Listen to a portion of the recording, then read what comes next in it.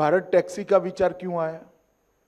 ये जो आपने कहा ढेर सारी कंप्लेंट्स आती थी, 30% कट जाता था, कोई सर्टेनिटी नहीं थी, कोई सुरक्षा नहीं थी, ब्ला ब्ला ब्ला, जितनी भी कंप्लेंट्स हैं वो, इसका निवारण क्या?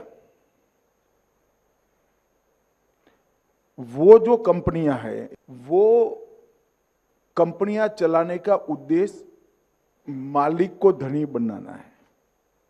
मेरी बात सच है या नहीं है? हमारा भी उद्देश्य मालिक को धनी बनाना है। फर्क इतना है कि मालिक आप हो। आप मेरी बात समझ रहे हैं? सिर्फ 500 रुपये आपको इन्वेस्ट करना है। 3 साल के बाद क्या होगा? भारत टैक्सी 1 रुपया कमाएगी। मानो भारत टैक्सी 25 करोड़ रुपया कमाई, तो 25 करोड़ में से 20%, 5 करोड़ रुपया, ये भारत टैक्सी के अकाउंट में आप लोगों की पूंजी के नाते जमा हो जाएगा।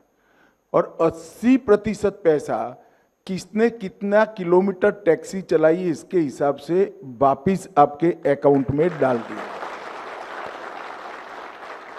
मेरी बात गले उतर रही है ना भैया?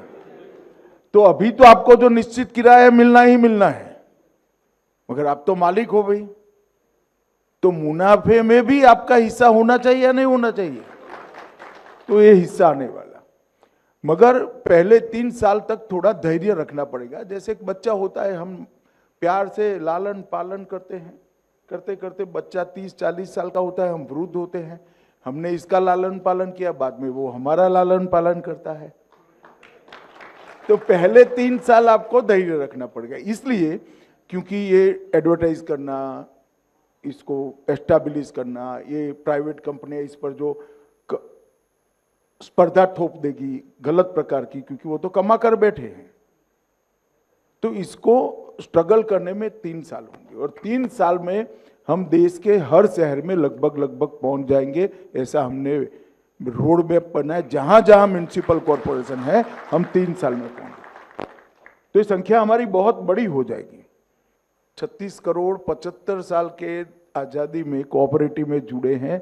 भारत टैक्सी 15 करोड़ 1 साल में 2 साल में जोड़ देगी। तो इसको हम सब ने मिलकर मजबूत कराना पड़ेगा। हमारे लिए भारत टैक्सी लेकर आई है, जिससे हमारी दिशा और दशा दोनों बदलने वाली है। मान्यवर, मेरी दशा तो अभी से बदलना शुरू हो गई है, क्योंकि अगर बात करें हम पिछले जनवरी की, तो मैंने 20,000 प्लस का जो कमाई भारत टैक्सी में किया है सर। और उससे भी ज़्यादा खुशी तब हुई जब मुझे पता चला कि हमें नई गाड़ियों के लिए इसमें लोन भी दिया जाएगा। और उससे भी ज़्यादा खुशी तब हो गई जब हमें पता चला कि हमारा इंश्योरेंस भी किया जाएगा। तो बस ये सारी चीज़ें किस प्रकार हमें उपलब्ध कराई जाएंगी। देखिए भाई, योजना कैसे बनाई है कि एक बड़ा कोऑपरेटिव मूवमेंट है, इसमें कोऑपरेटिव बैंकें भी है, तो आपको लोन देने में बड़ी दिक्कत आती है या नहीं आती है? वो बैंक ही मॉर्गेज करती है ना। यहां भारत टैक्सी आपकी टैक्सी को मॉर्गेज कर लेगी और भारत टैक्सी आपको कोऑपरेटिव बैंक के माध्यम से लोन दिला देगी। आपका इंश्योरेंस इफ्को टोक्यो का, वो भी भारत टैक्सी ही एजेंट बनाकर आपका इंश्योरेंस ले लेगी, जिसमें मिनिमम प्रीमियम होगा।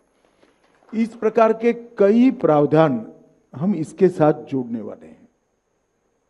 शुरुआती कुछ समय आपको धैर्य जरूर रखना पड़ेगा, क्योंकि व्यवस्था बनती है तो बनते बनते समय होते। जैसे एक नया घर लोगे तो शुरुआत में बाथरूम में थोड़ा प्लम्बिंग का प्रॉब्लम होगा, कहीं कलर उखड़ा हुआ होगा, कहीं दरवाजा ढंग से बंद नहीं होता होगा, मगर 1 महीना होते होते आप सब रिपेयर करा दोगे, अरे सुचारू रूप से घर में रहना शुरू हो जाता है।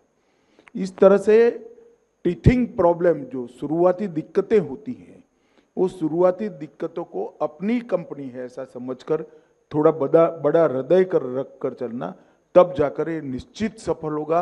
आपको जरा भी शंका रखने की जरूरत नहीं।